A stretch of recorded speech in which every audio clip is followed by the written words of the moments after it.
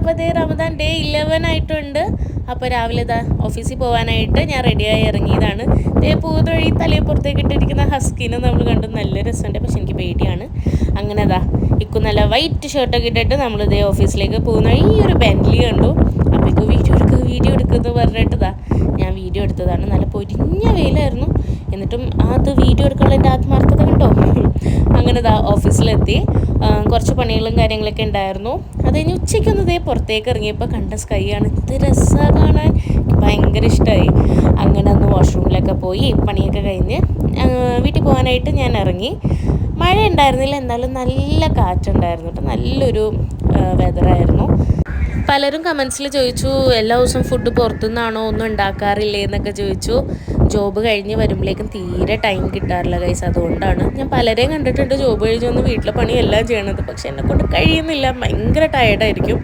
അതുകൊണ്ടാണ് ഇപ്പോൾ പുറത്തുനിന്ന്, പിന്നെ ഒരു നേരമല്ലേ എന്ന് ഓർത്ത് സമാധാനിക്കുന്നു. അപ്പോൾ ഇതായിരുന്നു നമ്മുടെ ഇന്നത്തെ ഡിന്നർ. ഫ്രൈഡ് റൈസും ചില്ലി ചിക്കനും ഗീ റൈസും ആയിരുന്നു. അപ്പോൾ